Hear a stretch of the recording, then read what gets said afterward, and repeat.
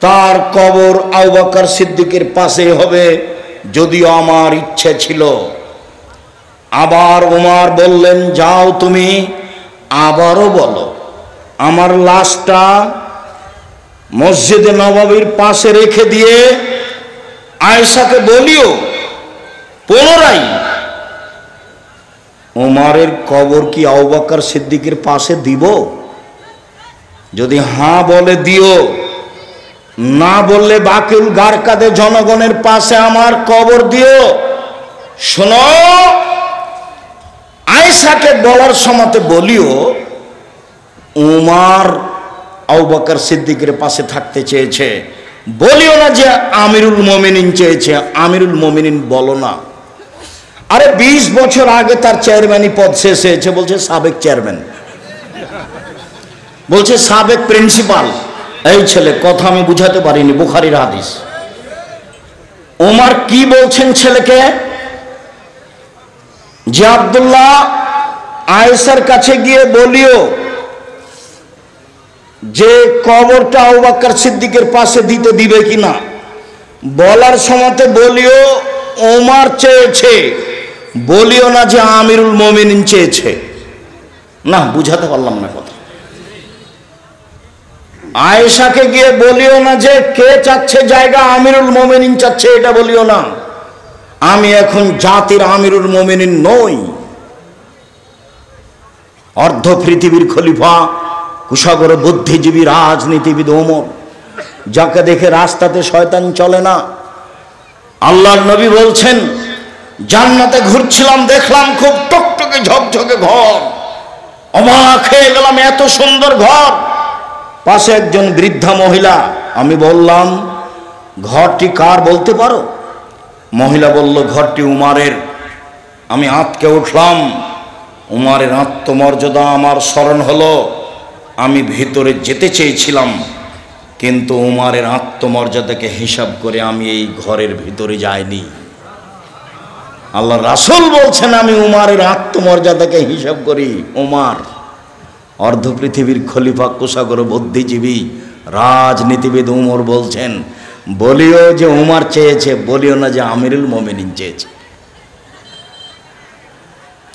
সম্মানিত দিনী ভাই বোন, আমি আপনাকে আজকের বৈঠকে অনুরোধ করতে চেয়েছি, বাকি জীবন কারোর সাথে খারাপ আচরণ করে 1 মিনিট বাঁচতে চাইবেন না।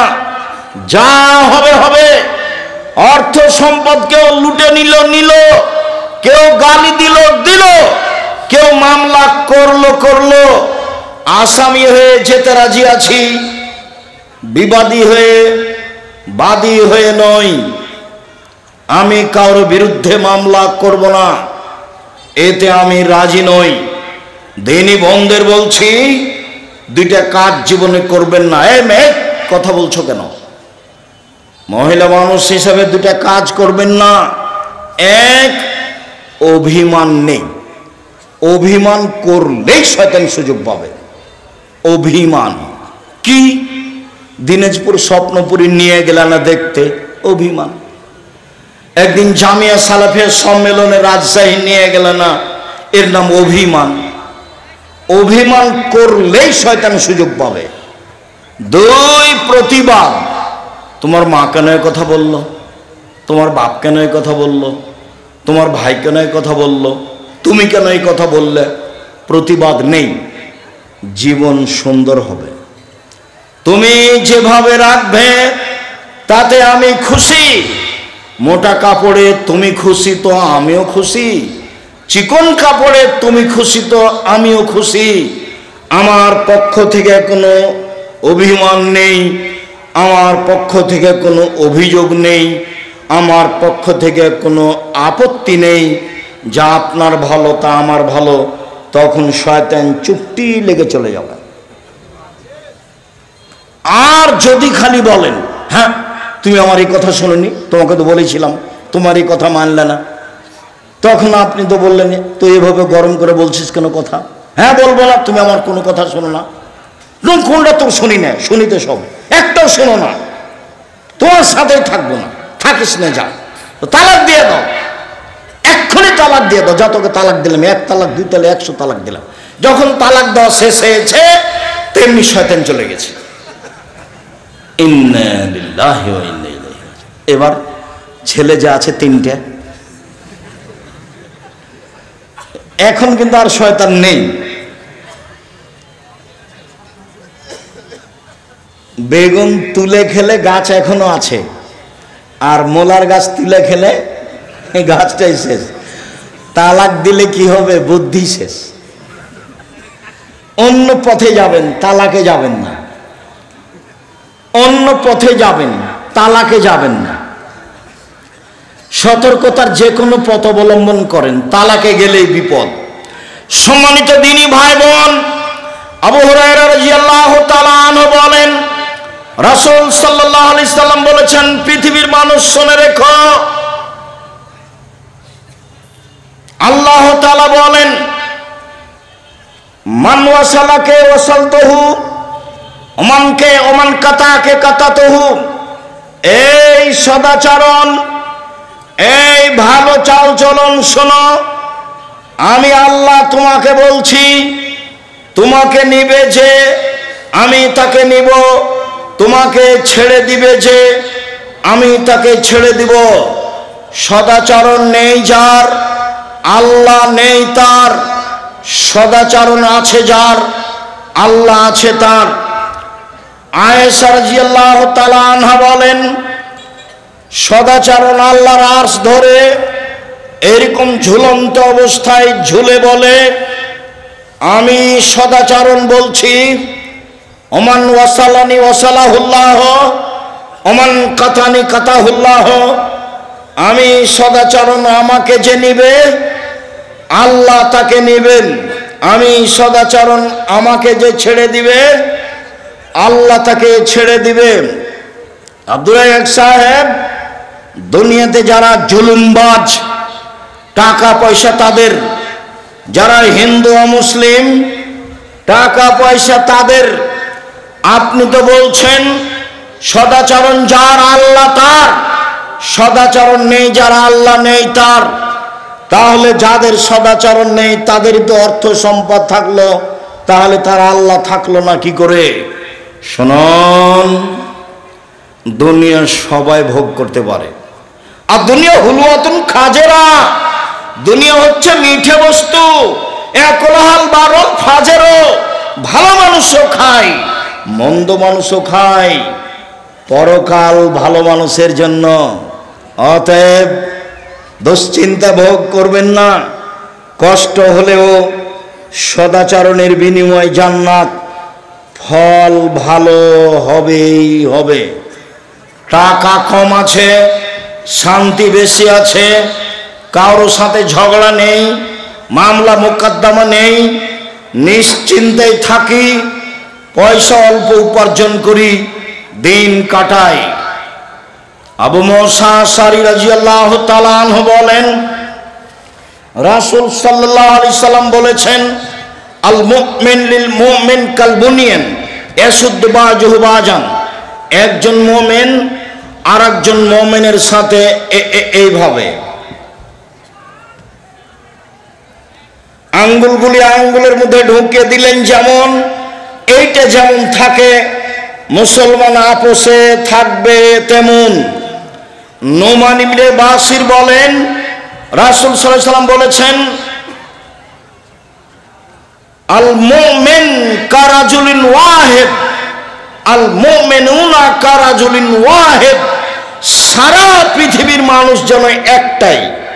ইনিস্তাকা আইনহু ইস্তাকা কুল্লুহু। চোখে ব্যথা হলে সম্পূর্ণ শরীর ব্যথা বুঝে। ইনিস্তাকা রাসু ইস্তাকা কুল্লুহু। মাথায় ব্যথা হলে সম্পূর্ণ শরীরে ব্যথা বুঝে। পাশে একটা মুমিন বিপদে পড়েছে, দৌড়িয়ে যেতে হবে। কি হয়েছে, সমস্যা কি? ডাক্তার ডাকবো? অ্যাম্বুলেন্স লাগবে? কোনো টাকা পয়সা লাগবে কি? এর নাম হচ্ছে একজনের ব্যথা আর একজন বুঝে।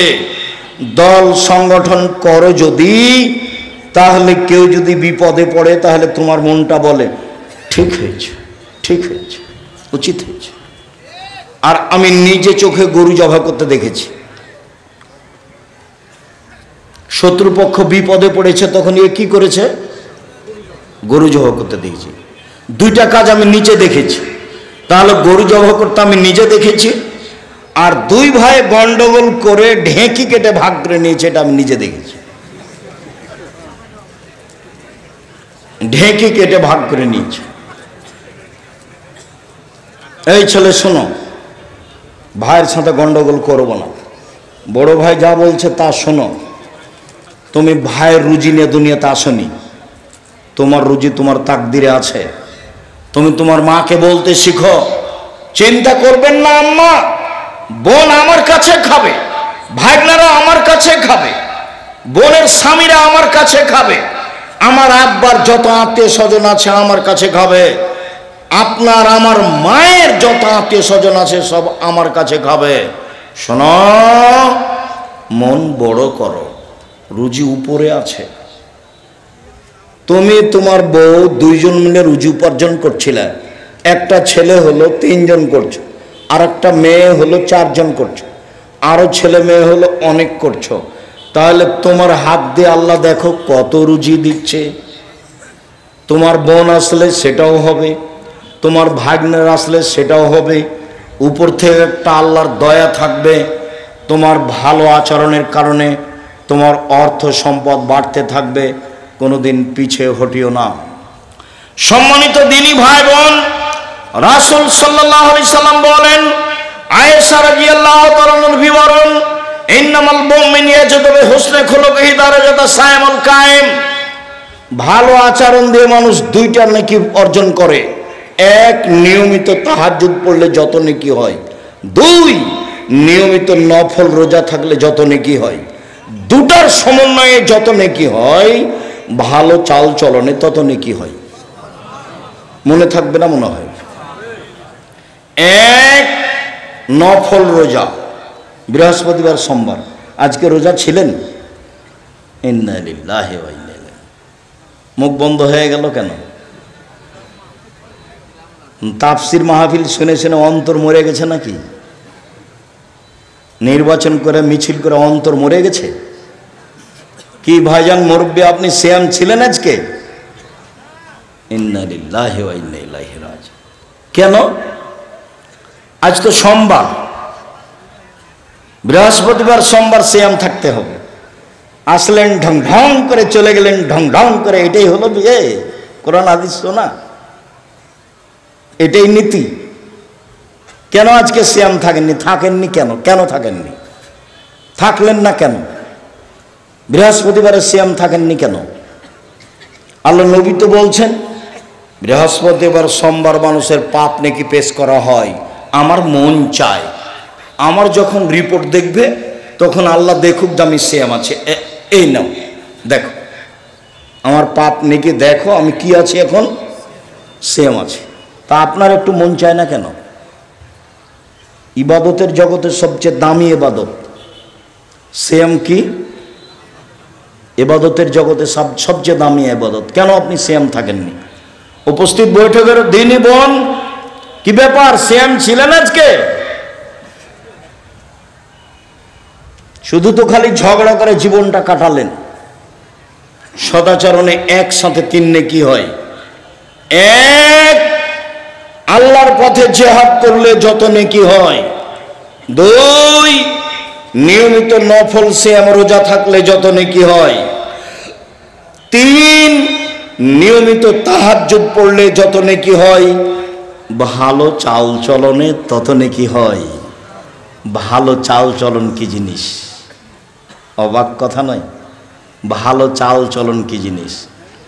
রাসূল সাল্লাল্লাহু আলাইহি সাল্লাম বলেন, ইন্না মিন আহাব্বিকুম ইলাইয়া আহসানুকুম খুলুকান। তোমাদের মধ্যে সবচেয়ে ভালো মানুষ আমার কাছে সেই যার চাল চলন ভালো। সবচেয়ে ভালো পুরুষ সেই যে স্ত্রীর কাছে ভালো। আমি নিজেও আমার স্ত্রীদের কাছে ভালো। ভালো নারী কে? 1, স্বামীর সাথে কথা বললে হাসি মুখে বলে। 2, স্বামী আদেশ করলে পালন করে। 3, স্বামী বাড়িতে না থাকলে নিজেকে হেফাজতে রাখে, সেই হলো ভালো নারী। ভালো নারী কে? এক, স্বামীর সাথে চলে প্রেম প্রীতি ভালোবাসা নিয়ে।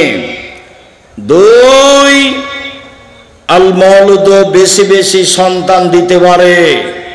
তিন, আল মুতিয়াত, স্বামীর ব্যথায় ব্যথিত হয়।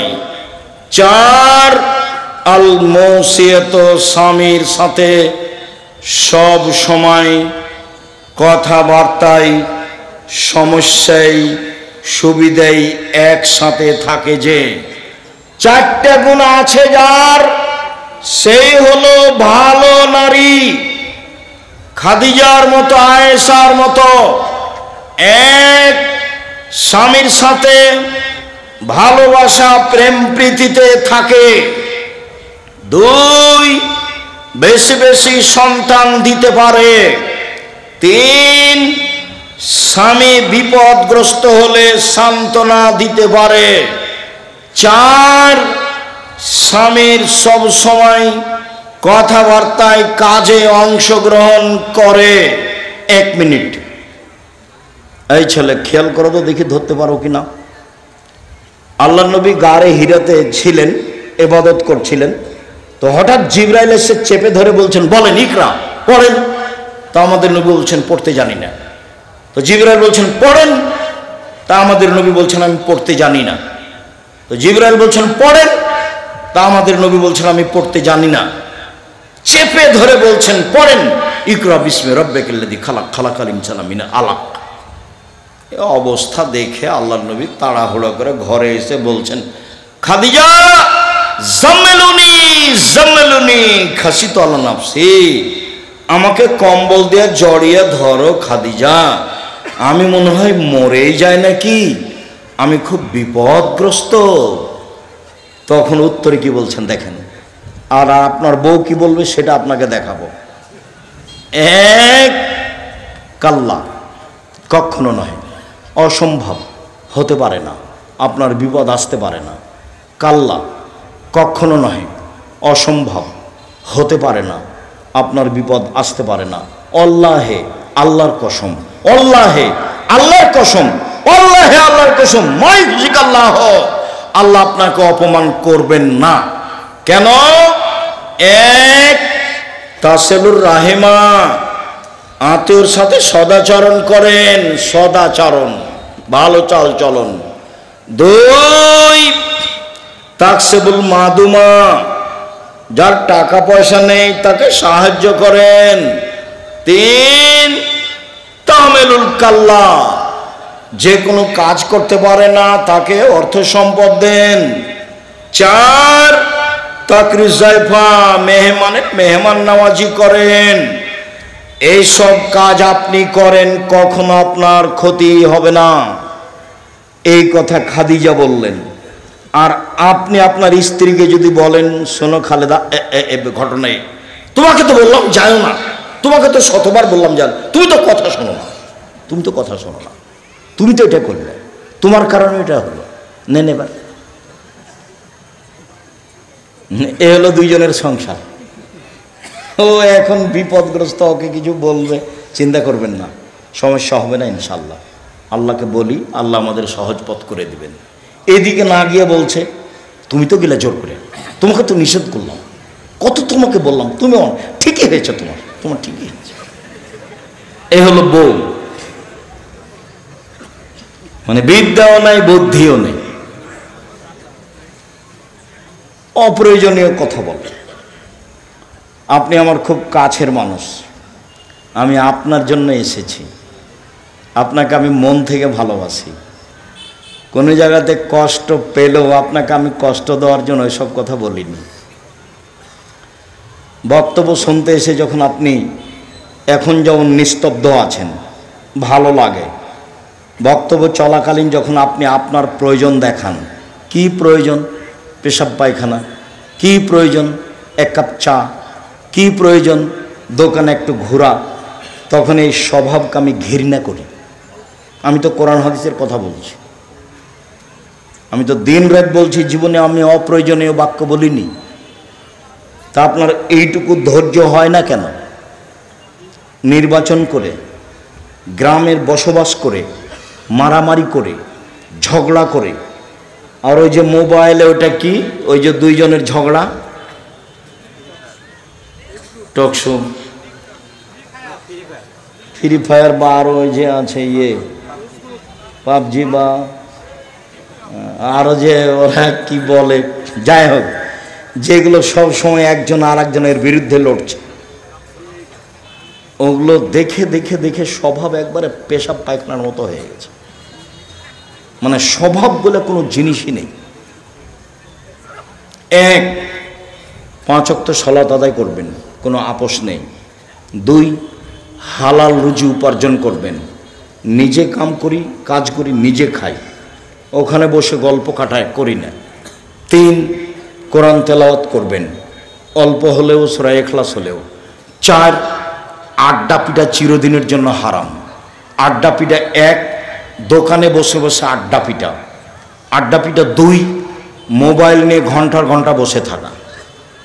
ওই ঘরে তোমার বোন আছে, জেনা চর্চা করছে, তুমি এ ঘরে জেনা চর্চা করছো। বাড়ির উপরে এমন বিপদ এসেছে আল্লাহর পক্ষ থেকে যে ওই ঘরে তোমার মাও জেনা চর্চা করছে, এই ঘরে তোমার বাপও করছে। গোটা বাড়িটাতে জেনার বন্যা। কিসের বন্যা? জেনার বন্যা। পৃথিবীর মানুষ মনে রেখো, আমার জীবনে বড় ভয় আসাহতুল খাফিয়া, আমার উম্মত গোপন পাপে লিপ্ত হবে। পৃথিবীর মানুষ মনে রেখো, আমার জীবনে বড় ভয়, আমার উম্মত গোপন পাপে লিপ্ত হবে, এটা আমার ভয়। পৃথিবীর মানুষ শুনে রেখো, আমার জীবনে বড় ভয়, 1, আইম্মাতাম মুজিল্লিন, হুজুর হবে ভ্রান্ত। বক্তৃতার জগৎ এমন একটা জগৎ, বিদ্যা লাগে না, থুথির জোর যার সেই বক্তা। অথচ নাচল থানার কোন একটা হেডমাস্টারের যদি পা ধরে বলেন যে আমার এই ছেলেটা পড়াশোনা জানে না, একে পিয়ন হিসেবে নেন, তো হেডমাস্টার নিবে না। অথচ পিয়ন ঘন্টা মারার জন্য ম্যাট্রিক পাস করা লাগবে, 1 গ্লাস পানি নেওয়ার জন্য লাগবে, কাগজগুলো এই টেবিল থেকে ওই টেবিল দেওয়ার জন্য ইন্টার পাস করা লাগবে, তো হেডমাস্টার নিবে না কেন? দেন দেখি, পা ধরে দেন। আর বক্তা দেখেন আল্লাহর হস্তে পড়তে জানে না, অথচ বলতে পারে, কি যে বলে ও নিজেও বুঝে না। অথচ জাতির সামনে বাস ভালো খাওয়া, ভালো বিদায়, ভালো সব কিছু, ভালো গাড়ি চলছে। আল্লাহ রাসূল বলছেন, আমার জীবনে বড় ভয় ভ্রান্ত আলেম ওলামা। একবার বলছেন, পৃথিবীর মানুষ শুনে রেখো, এখনো মিম্বাদি আইম্মা, আমার পরে কতগুলি আলেম ওলামা হবে, ইস্তান্নু বেগের সুন্নতি ওয়াহিদুন বেগের হাদিয়াতি, আমার আদর্শ ছাড়া অন্য আদর্শ ধরে বলবে এটাই রাসূলের আদর্শ, আমার সুন্নাত বাদ দিয়ে অন্য সুন্নাত ধরে নে বলবে এইটাই রাসূলের আদর্শ। ওদের দেখতে লাগবে মানুষ, ওদের অন্তর হলো শয়তানের অন্তর। মাওলানা সাহেবকে দেখতে লাগবে মানুষ, মাওলানা সাহেবের অন্তর হবে শয়তানের অন্তর। হাদিস বুখারী মুসলিম। এ কথা আমি বলিনি, এ কথা মুহাম্মদ সাল্লাল্লাহু আলাইহি ওয়াসাল্লাম বলেছে। 2, সাতালতাহিকু কাবাইলুল উম্মতি বিল মুশরিকিন, আমার উম্মত হিন্দুদের সাথে মিশে যাবে। তুমি পূজায় গেলে কেন? জিনিস বিক্রি করতে গেলে কেন? ঘুরতে গেলে কেন? গেছো কেন? এই ছেলে, গেলে কেন? যাবা কেন? তোমার স্বভাব কেন তো খারাপ, নিচু কেন? তুমি একবারে এত নিচে নেমে গেছো কেন? ওখানে তুমি গেলে কেন? আমার উম্মত হিন্দুদের সাথে মিশে যাবে। তোমার মোবাইলে দিন রাত বাজনা বাজে কেন? এটা তো হিন্দুদের কাজ।